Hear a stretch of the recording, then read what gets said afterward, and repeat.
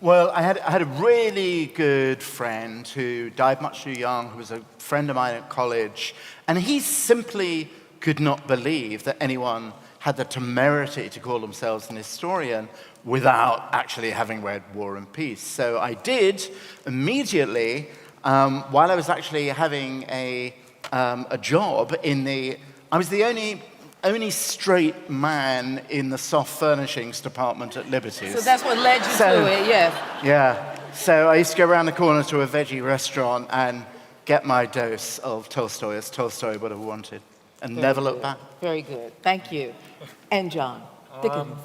Well, I think it's all down to somebody called Mr. Reggiani, who I fear isn't with us anymore. But if he is out there, I owe it all to you, Mr. Reggiani, who was a rather sardonic, occasionally slightly sneery English teacher who did a wonderful thing, which was once a week. I think it was on Friday, and I think it was when he was tired and bored. He would read aloud to us every Friday, and that's what he did in English. And I remember the two books he read aloud were Alistair MacLean's Force 10 from Navarone, which actually was quite good, and David Copperfield. I realise now he must have much abridged it, but it was just hearing him read it out. And we're going to have a bit of David Copperfield later, but I'll still hear Mr. Reggiani's voice as a kind of descant, I think. So for both of you, these were pivotal moments, a moment that this work spoke to you at some point and you became sort of attached to it. Yeah, I would just say to scramble things up a bit, my father used to read Dickens every Sunday after tea. Yeah, actually, my dad finally saved up enough money to have his first summer holiday, and on the way to Victoria Station, actually ran into a barrow boy with a complete set of Dickens, and he exchanged his holiday money for that set of Dickens, which I now have. So this is an evening of tempestuous conflict for me. And divided love. Yeah. Divided love. We start now with John Mullen and Dickens. Thank you. Okay, so I'm going to play an honourable part here, and I determined before I arrived here that I wasn't going to be oppositional. Mm-hmm. Oh, right, you want me to stand? Yeah, talk. Stand? Yeah. Okay. Yeah. Because you're No, that's good. That's good.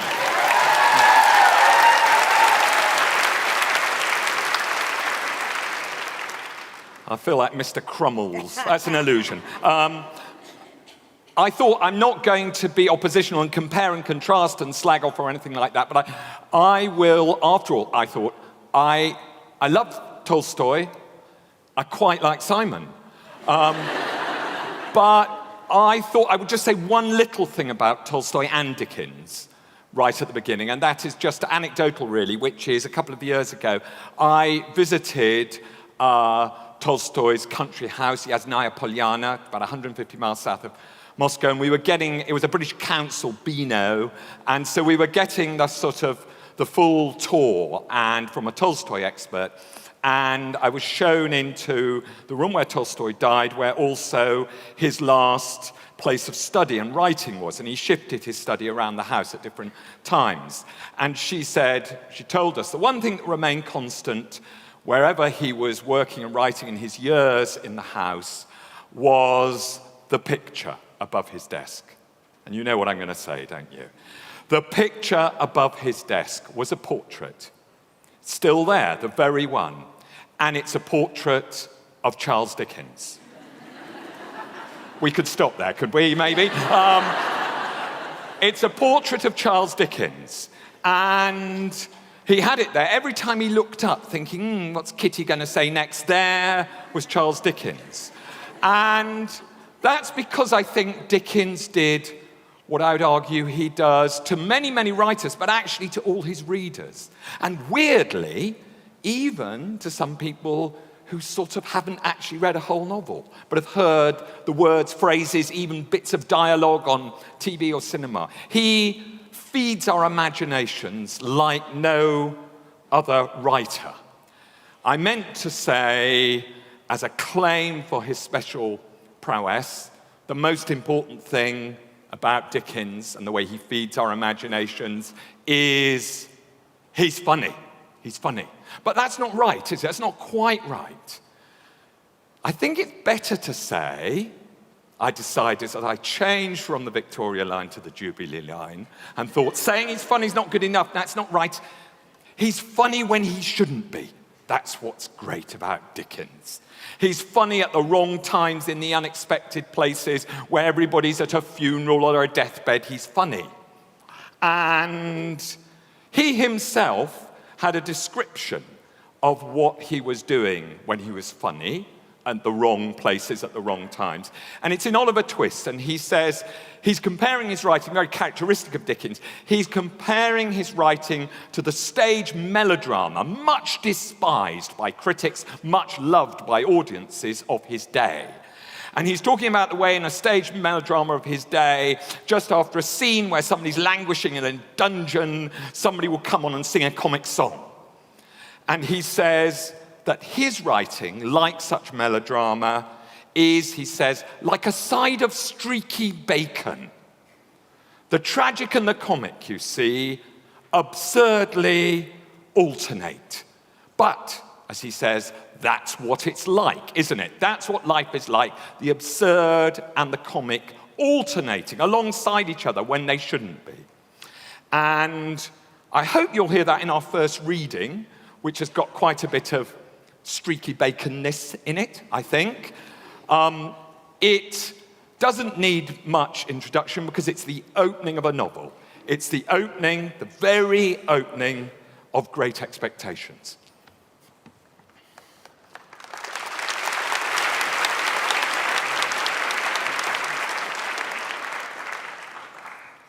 Ours was the marsh country, down by the river.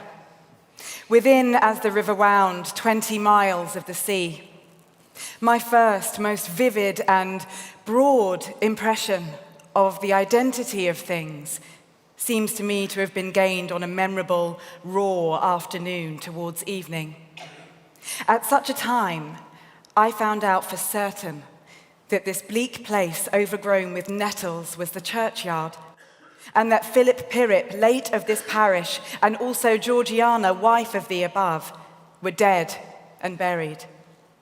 And that Alexander, Bartholomew, Abraham, Tobias, and Roger, infant children of the aforesaid, were also dead and buried. And that the dark, flat wilderness beyond the churchyard, intersected with dikes and mounds and gates, with scattered cattle feeding on it, was the marshes.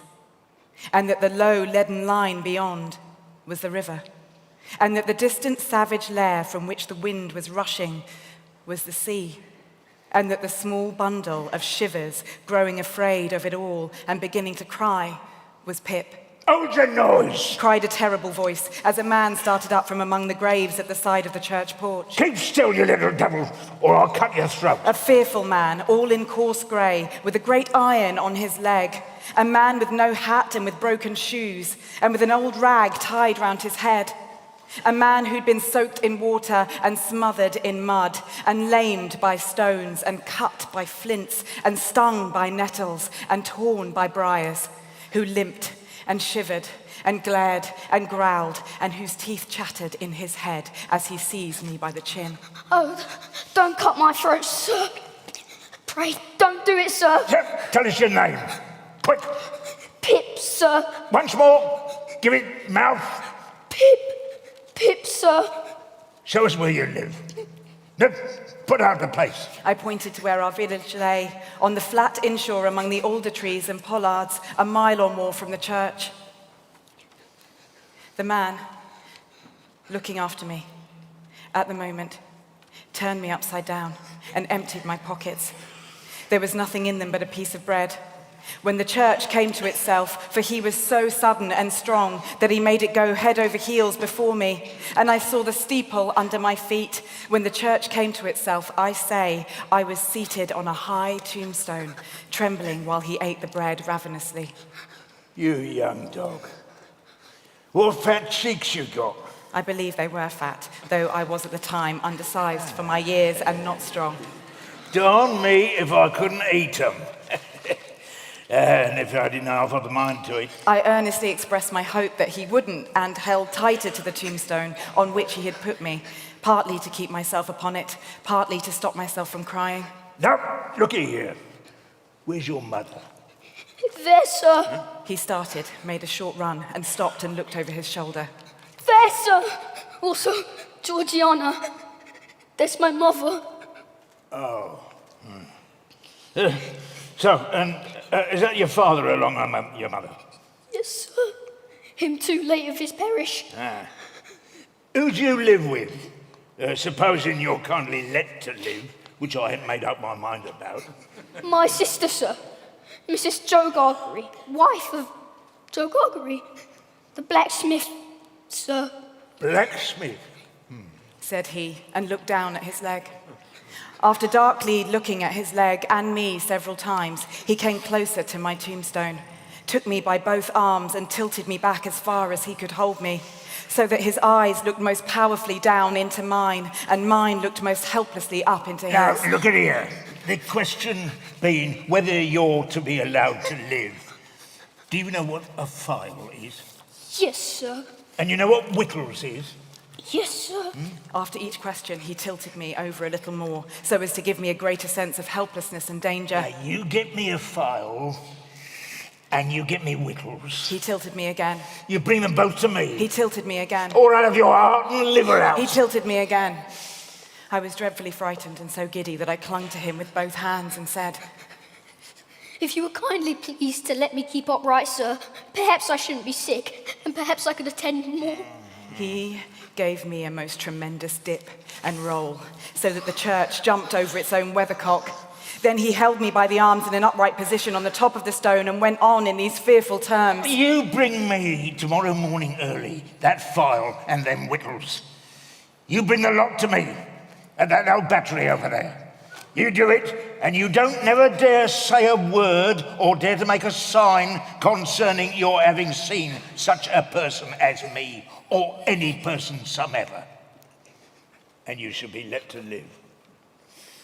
You fail, or you get, my words, tell any person whatever, no matter how small it is, then your heart and your liver shall be tore out, roasted, and ate.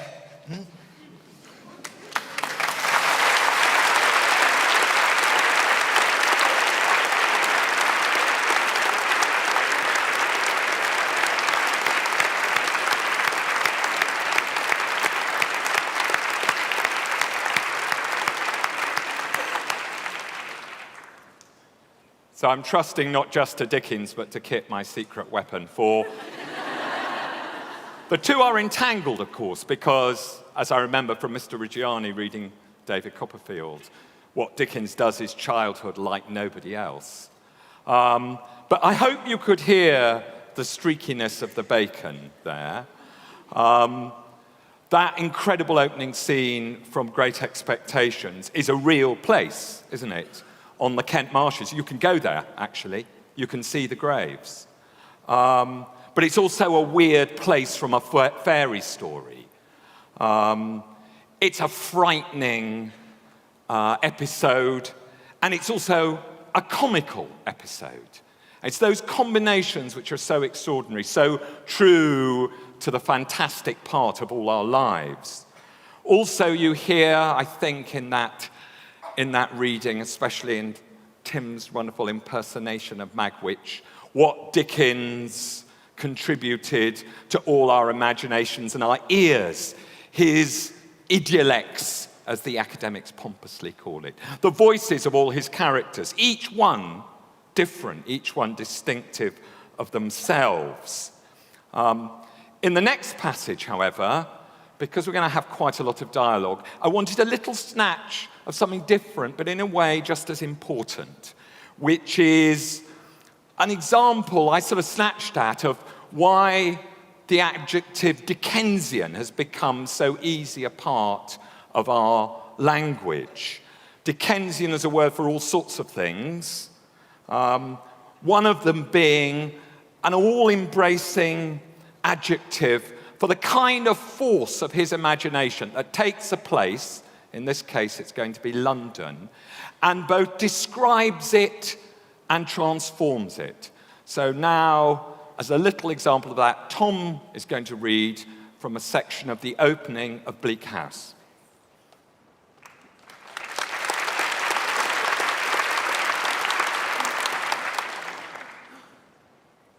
Fog everywhere. Fog up the river where it flows among greenates and meadows. Fog down the river where it rolls defiled among the tears of shipping and the waterside pollutions of a great and dirty city. Fog on the Essex marshes. Fog on the Kentish heights. Fog creeping into the cabooses of collier brigs. Fog lying out on the yards and hovering in the rigging of great ships. Fog drooping on the gunwales of barges and small boats. Fog in the eyes and throats of ancient Greenwich pensioners, wheezing by the firesides of their wards. Fog in the stem and bowl of the pipe of the wrathful skipper, down in his close cabin. Fog cruelly pinching the toes and fingers of his shivering little prentice boy on deck. Chance people on the bridges peeping over the parapets into a nether sky of fog, with fog all around them, as if they were up in a balloon or hanging in the misty clouds. Gas looming through the fog in divers places in the streets, much as the sun may, from the spongy fields, be seen to loom by husbandman and ploughboy. Most of the shops lighted 2 hours before their time, as the gas seems to know, for it has a haggard and unwilling look.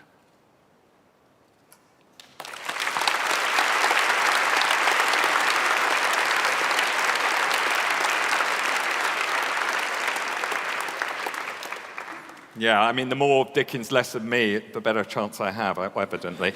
I mean, you can hear perhaps, it goes on for pages, it's all as wonderful as that. And you can hear perhaps what is, if you're a literary critic, so wonderful about Dickens. He breaks every rule for how you're supposed to write. He repeats himself, he personifies gloriously and illogically. He loves the fantastic, those people seeming to float in a balloon in the fog.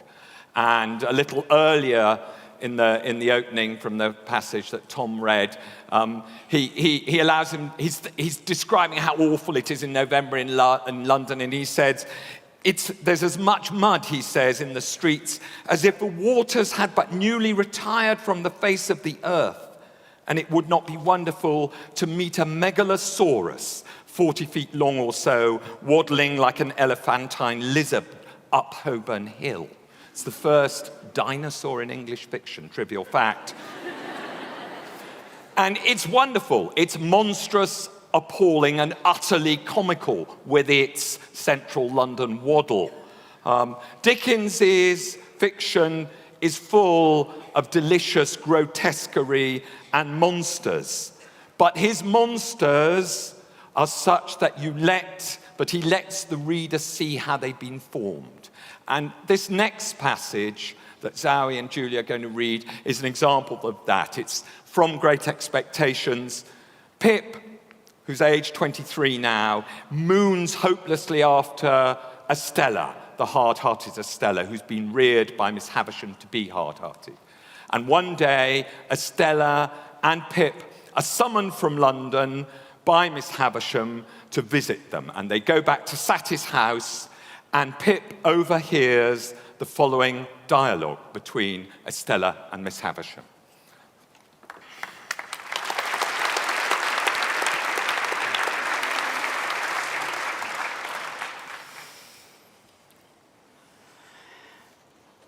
At least I was no party to the compact. For if I could walk and speak when it was made, it was as much as I could do. But what would you have? You have been very good to me, and I owe everything to you. What would you have? Love. You have it. I have not. Mother by adoption. Retorted Estella. never departing from the easy grace of her attitude, never raising her voice as the other did, never yielding either to anger or to bitterness. Mother by adoption, I have said that I owe everything to you. All I possess is freely yours. All that you have given me is at your command to have again. Beyond that, I have nothing. And if you ask me to give you what you never gave me, my gratitude and duty cannot do impossibilities. Did I never give her love? Cried Miss Havisham, turning wildly to me. Did I never give her a burning love inseparable from jealousy at all times and from sharp pain while she speaks to me thus? Let her call me mad! Let her call me mad! Why should I call you mad? I, of all people, does anyone live who knows what set purposes you have half as well as I do? Does anyone live who knows what a steady memory you have half as well as I do? I, who have sat on this same hearth on the little stool that is even now beside you there, learning your lessons and looking up into your face when your face was strange and frightening me. Soon forgotten. Times soon forgotten. No, not forgotten. Not forgotten. No, but treasured up in my memory. When have you found me false to your teaching? When have you found me unmindful of your lessons? When have you found me giving admission? Here. She touched her bosom with her hand. To anything that you excluded. Be just to me. We were so proud. So proud. Moaned Miss Havisham, pushing her away, pushing her grey hair with both her hands. Who taught me to be proud? Who praised me when I learnt my lesson? You're so hard. So hard. Moaned Miss Havisham with her former action. Who taught me to be hard? Who praised me when I learnt my lesson? But to be proud and hard to me. Miss Havisham quite shrieked as she stretched out her arms. Stella, to be proud and hard to me. Stella looked at her for a moment, and with a kind of calm wonder, but was not otherwise disturbed, when the moment was past, she looked down at the fire again. I cannot think, said Estella, raising her eyes after a silence. Why you should be so unreasonable when I come to see you after a separation. I have never forgotten your wrongs and their causes. I have never been unfaithful to you or your schooling. I have never shown any weakness that I can charge myself with. Would it be weakness to return my love? But yes, she will call it so. I begin to think, said Estella in a musing way after another moment of calm wonder, that I almost understand how this comes about. If you had brought up your adopted daughter wholly in the dark confinement of these rooms and had never let her know that there was such a thing as the daylight by which she had never once seen your face, if you had done that and then for a purpose had wanted her to understand the daylight and know all about it, you would have been disappointed and angry. Miss Havisham, with her head in her hands, sat making a low moaning and swaying herself on her chair, but gave no answer. Or, which is a nearer case, if you had taught her from the dawn of her intelligence, with your utmost energy and might, that there was such a thing as daylight, but that it was made to be her enemy and destroyer, and she must always turn against it, for it had blighted you and would else blight her. If you had done this, and then for a purpose, had wanted her to take naturally to the daylight, and she could not, you would have been disappointed and angry. Miss Havisham sat listening for a moment, for it seemed, for I could not see her face, but still made no answer. So, I must be taken as I have been made. The success is not mine, the failure is not mine, but the two together make me.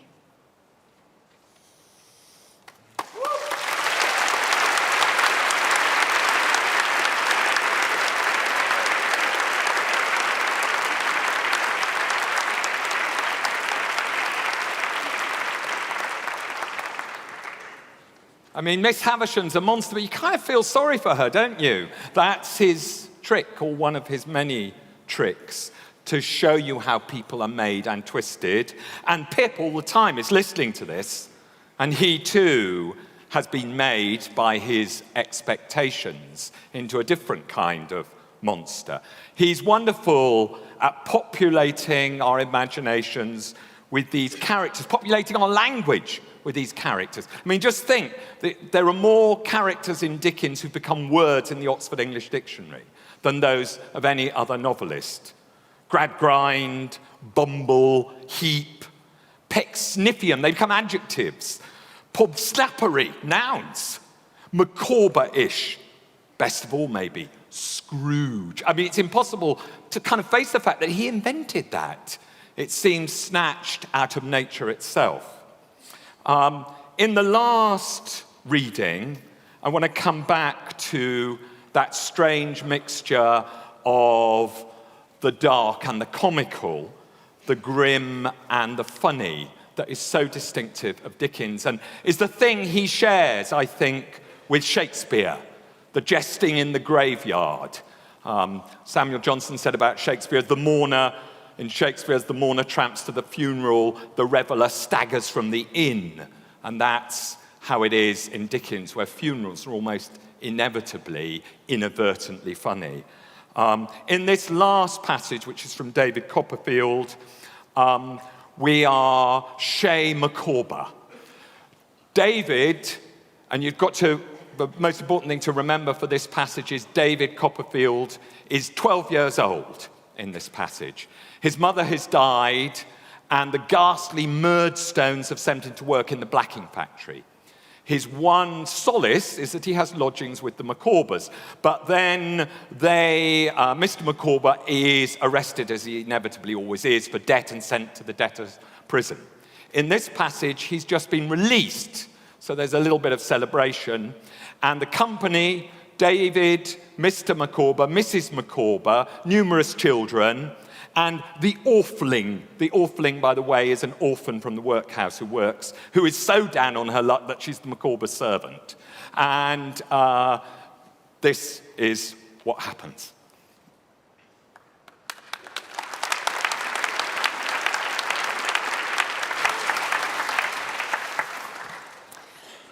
I passed my evenings with Mr. and Mrs. Micawber during the remaining term of our residence under the same roof. And I think we became fonder of one another as time went on. On the last Sunday, they invited me to dinner, and we had a loin of pork and applesauce and a pudding. I had bought a spotted wooden horse overnight as a parting gift to little Wilkins Micawber, that was the boy, and a doll for little Emma. I had also bestowed a shilling on the Orpheling, who was about to be disbanded. We had a very pleasant day, though we were all in a tender state about our approaching separation. I shall never, Master Copperfield, revert to the period when Mr. Micawber was in difficulties without thinking of you. Your conduct has always been of the most delicate and obliging description. You have never been a lodger. You have been a friend.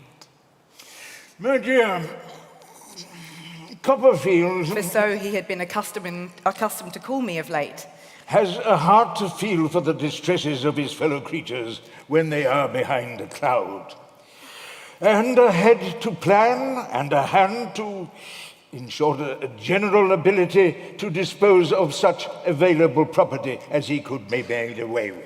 I expressed my sense of this commendation and said I was very sorry we were going to lose one another. My dear young friend, I am older than you, a man of some experience in life, and of some experience, in short, in difficulties, generally speaking.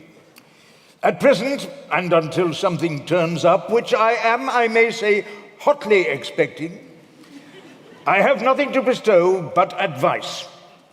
Still, my advice is so far worth taking that, in short, I have never taken it myself and am the... Here, Mr. Micawber, who had been beaming and smiling all over his head and face up to the present moment, checked himself and frowned. The miserable wretch that you behold. My dear Micawber, I say, returned Mr. Micawber, quite forgetting himself and smiling again. the miserable wretch you behold. My advice is never do tomorrow what you can do today. Procrastination is the thief of time. Collar him. My poor papa's maxim. My dear, your papa was very well in his way, and heaven forbid that I should disparage him. Take him for all in all. We ne'er shall, in short, make the acquaintance, probably, of anybody else possessing at his time of life the same legs for gaiters and able to read the same description of print without spectacles. But he applied that maxim to our marriage, my dear, and that was so far prematurely entered into in consequence that I never recovered the expense. Mr. Micawber looked aside at Mrs. Micawber and added, Not that I am sorry for it, quite the contrary, my love. after which he was grave for a minute or so. My other piece of advice, Copperfield, you know. Annual income £20, annual expenditure 19 and 6, result, happiness. Annual income £20, annual expenditure £20 ought and 6, result, misery. The blossom is blighted, the leaf is withered, the god of day goes down upon the dreary scene, and in short, you are forever flawed, as I am. To make his example the more impressive, Mr. Micawber drank a glass of punch with an air of great enjoyment and satisfaction and whistled the college hornpipe. I did not fail to assure him that I would store these precepts in my mind, though indeed I had no need to do so, for at the time they affected me visibly.